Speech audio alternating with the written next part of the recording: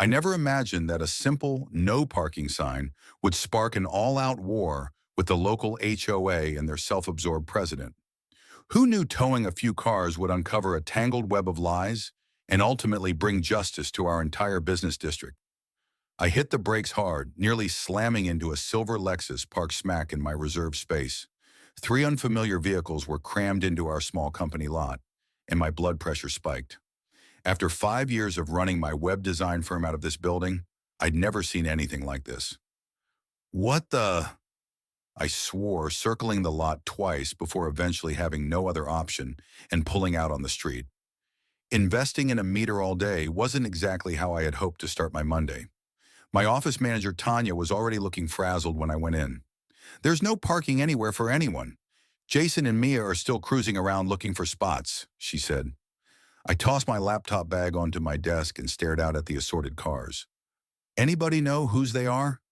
"Nah," said Tanya, handing me coffee. "There's a note by the fence. Evergreen Property Management. Maybe call them?"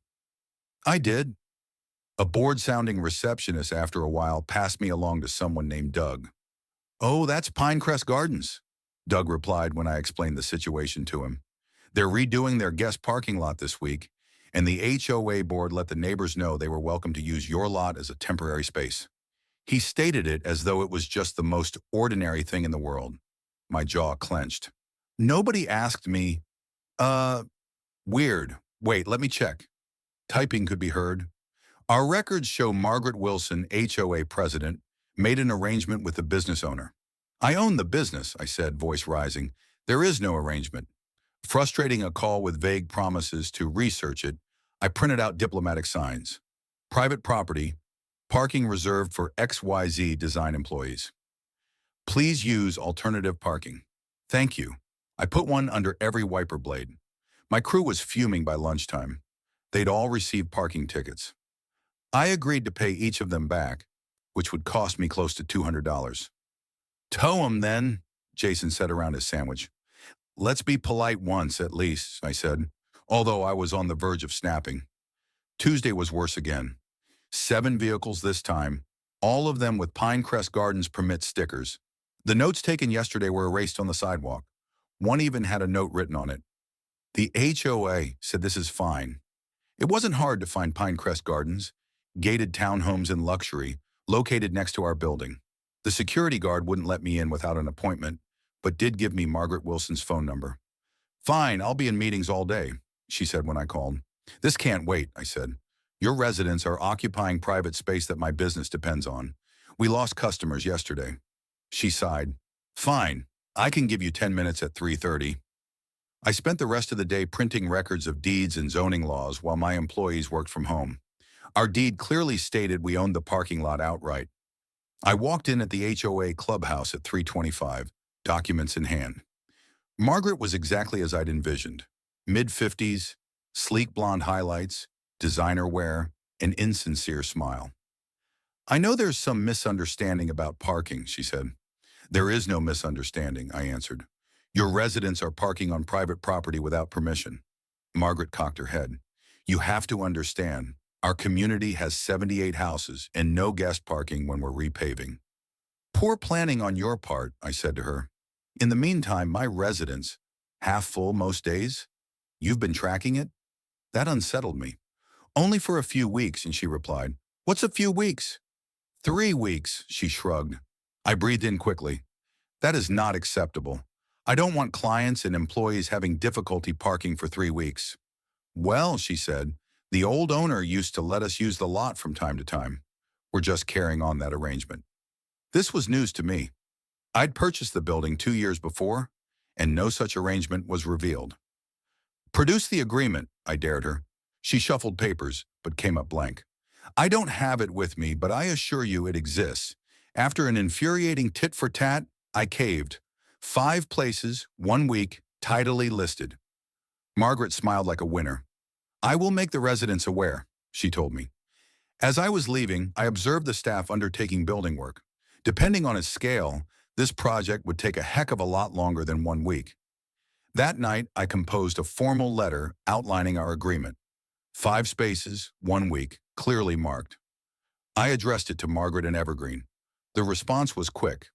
Thanks for your cooperation during this difficult time for our community.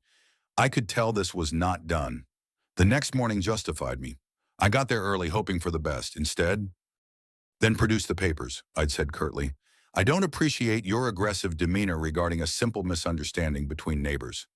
Your tenants ought to be upset with you, I'd retorted. You gave them leave to make use of private property that doesn't belong to you. I'm a member of the City Planning Commission, she warned, her voice dropping. Picking a fight with me could make things uncomfortable for your firm. It was a thinly veiled threat. I breathed slowly. Margaret, are you threatening me? Because if so, I think I should report it to the ethics committee. There was a several-second silence. Then, you've picked a fight with the wrong woman, she snarled. You'll be hearing from our lawyer. But no attorney phoned. Not that afternoon, not the following day. Rather, my inbox was flooded with a barrage of irate emails, clearly coordinated by Margaret, each from a Pinecrest resident. They all were identical. I was being intransigent, I had to honor a long-standing agreement, and there'd be consequences. I replied once to all of them collectively. I understand why you're upset. There isn't an agreement in effect, however.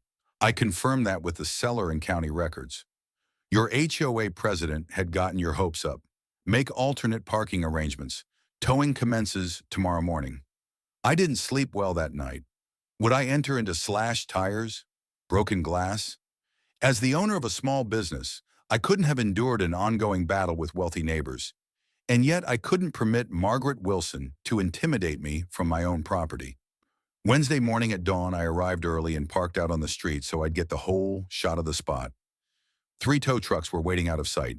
At 7:45, the first car rolled in, a guy in scrubs, clearly heading to work. He drove directly into the lot, ignoring signs, glanced around guiltily, and drove off. Then they followed, a blazer-clad businesswoman, an older man, a stay-at-home mom dropping off her kid. At 8:30, there were 12 unauthorized cars parked in the lot. My employees, in compliance with my instructions, parked on the sidewalk. At 9 a.m. on the dot, the tow trucks arrived. The crew operated with all the efficiency of a finely tuned machine. In 45 minutes, all 12 cars were hauled off. My employees returned and occupied the newly vacant parking spaces. My phone was ringing constantly. I didn't answer them. Emails arrived from irate residents, the property management firm, and of course, Margaret. I watched from my window as her luxury vehicle sped into the newly empty lot at about 10 o'clock. She stormed towards my building, wielding her designer purse like a club. Margaret's purse flew around on her arm in great circles as the front desk beeped. Margaret Wilson's arrived, and she'd like to see you. She's enraged. I adjusted my collar, took a deep breath, and gestured. Let her in. She burst into my office, face flushed with anger. You had no right. I had every right, I replied calmly, pointing to the chair across from me. Please sit down. Do you have any idea what you've done? She growled, not even bothering to sit down. Her words bounced off the walls. Doctor. Reynolds missed an emergency surgery. Elaine Matthews missed her chemo. People's cars are being held hostage because of your selfishness. I kept my tone even. That's unfortunate, but that's not my fault. You told your tenants they could park here, knowing full well there was no contract. There is a contract, she snapped. Then produce it, I shot back, not willing to back down. Because I have gone over the county records and I called Mr. Sanderson. He confirmed that no such contract was ever signed. Something flickered across Margaret's eyes. Doubt for the first time. And, I continued, sliding a folder down the table, my property survey with clear lot lines, the deed with no reference whatsoever to an easement or encumbrance, and affidavits from other businessmen in town who've experienced the same thing from Pinecrest homeowners parking in their lots. Margaret sat without a word. She didn't even hold out her hand to take the folder. I also have tape of our conversation where you suggest that you can use your position on the planning commission to give my business trouble. I added, it was a bluff. I had not actually recorded anything, but she would show her hand by how she reacted. She went pale. That's not what I said. It is exactly what you said, I said to her, and it's against ethics, and maybe even the law. The dynamics of the room changed. Margaret slid slowly into the chair, the wind having been knocked out of her. "What do you want?" she said, her voice not much above a whisper. "I want you to admit to your residents. Ask them that you lied to them. I want the HOA board to post an official proclamation that there isn't a parking agreement, and I want this harassment of my business to end." Her eyes narrowed, calculating. The towing company brought their legally required signs too, complete with contact info and notifications. The response was swift. A silver-haired man in a golf shirt approached just as I was taking the sign's photo for the records. "What is all this?" he demanded, already frowning. "We've been parking here while they're resurfacing." I kept my cool. "I'm sorry, but that is private property of my company. The HOA never did have a right to use it." "But Margaret explained—" "Margaret was wrong," I interrupted her, surprised at how forceful I sounded myself. "She told you that there was some old agreement. There isn't. I've double-checked on that with my lawyer." He glared at me, took a photo of the sign on his phone. "This is going to be an issue," he growled, vanishing. At noon, my office phone rang endlessly with angry voicemails from HOA members. I had the front desk answer messages, but didn't bother to call back any of them. Instead, I fired off one brief email to the whole HOA board. "To whom it may concern, I just became informed that Pinecrest residents were convinced they were authorized to use the parking space of my business. There never was such an understanding. With effect from now, only vehicles owned by my customers, employees, or ones especially authorized by me are allowed in the lot. Unauthorized vehicles will be towed at the expense of their owners from Thursday morning." I have provided evidence that the agreement Margaret Wilson referenced was, in fact, a written proposal turned down by the previous property owner. 5:30 in the afternoon, as I reached to grab my keys to head home, I got a phone call. Margaret was on the other line. "You can't do that," she venomously snapped, no hello coming first. "Don't you have any clue about the fuss you're stirring up? Where are our residents going to park?" "That's a planning issue," I replied icily. "One your HOA could have settled prior to bringing up the hoe, not mine." Her voice dropped, with more threat than pleading. "You don't want to make me an enemy. I'm on the City Planning Commission. One sentence from me and your next permit might well disappear." A cold shiver ran down my spine, but it didn't last long. Anger took its place. I pushed the record button on my phone. "Are you threatening to abuse your power on the Planning Commission if I don't let you continue using my lot?" She retreated immediately. "Don't be ridiculous. I'm only saying. Neighbors should be helpful." "The signs stay up, Margaret. Towing begins tomorrow. Make arrangements." She hung up, not another word. That night, rest eluded me. I kept rehearsing the encounter in my head, questioning myself. Was it the right thing to do? Was standing up for a parking lot worth estranging half the neighborhood? Then I remembered how confidently Margaret had lied in the threats that followed. Yup, it was worth it. I promptly composed an email to my team prior to sleeping. Subject: early start Thursday. Heads up, the parking lot will be a circus tomorrow morning. Arrive early, bring coffee, and bring your patience. I had no idea how wild it was going to get. Shrieking woke me up. I opened my eyes to the clock. 6:15 a.m. 3 missed calls from Blue Sky Towing, 1 security alert from my office system. Half-dressed, I ran out the door and sped to the building. I could imagine it from 2 blocks away. 2 tow trucks were full. A third stood held back by a growing crowd, about 20 individuals in states of robes, pajamas, and morning anger. There was someone filming the entire spectacle on their phone. I pulled up and parked at the curb and got out and ran to the scene. One of the drivers, a large, salt and pepper bearded man, looked relieved when he spotted me. "Are you the owner of the property?" he asked, forehead beaded with sweat despite the chill. "I am," I said, speaking loudly so the crowd could get the message. "And no one is allowed to park here unless they work for or are visiting my company." A woman in a pink bathrobe elbowed past. "Margaret told us we could park here. We don't have anywhere else to go." "She lied," I stated flatly. "There's no deal. She made it up." "That's not true," somebody shouted amidst the crowd. Head turned as Margaret arrived, immaculately dressed in a blue pantsuit. How she managed to be that crisp at this hour was beyond me. "This man is being completely unreasonable," she said. We have had a neighborhood parking arrangement for years.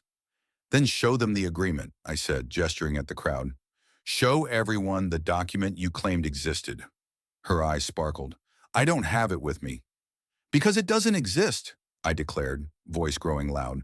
What does exist is a letter from the previous owner rejecting the HOA's parking scheme 15 years ago. I've got it in writing. My lawyer has verified it. A wave of whispers swept through the crowd. Margaret's face grew dark red. You're causing a scene, she snarled at me. No, I said, racing. Robert opened the session. We've called this emergency session to address serious charges regarding the conduct of our board president. During the course of an hour, years of Margaret's questionable behavior came tumbling out, including my parking lot as the latest offense. The tape of her implied threat was played before all. There were gaffes audible in the air. Margaret tried to spin it. He's twisting my words. I was just trying to protect the neighborhood. But nobody was buying it. Late that evening, the board voted to remove her as president and launch an ethics investigation into her behavior as a planning commission member. As I left, some of the residents came up to me to thank me. One old lady even took my hand and said, "Thank you for standing up to her. Some of us have been afraid to for years." The following Monday, my parking lot was exactly as it should be, calm, quiet, and filled only with my team's cars. I'd received an official letter from Robert, now acting as HOA president, apologizing again and confirming that new parking arrangements had been made for residents during the remaining repaving period. But the best part? 3 other local business owners approached us. It seemed Margaret had been trying to meddle in their businesses too, telling them they couldn't put up signs or trying to enforce non-existent business regulations. We figured it was time to put a stop to it. Together, we formed a local business association to unite and present a united front whenever HOA or city problems occurred. 2 weeks afterwards, a little story in the local newspaper. Margaret Wilson resigned from the Planning Commission amid an active ethics probe. Strangely enough, I didn't feel as victorious as I had hoped. What I felt most was relief that it was finally over. As I walked across the then empty parking lot afterwards that afternoon, something struck me. Sometimes standing your ground has nothing to do with protecting your own slice of the universe. Sometimes it's the push others need to get their voice heard too. The following HOA meeting, I was the guest of honor. Robert handed me a formal agreement, signed by all the members of the board. It outlined very clearly the boundary lines, set out expectations, and declared what to do on future issues in a cohesive manner. We hope this is the start of a better relationship between neighbors, he said. I smiled, accepting the document. I'd like that very much.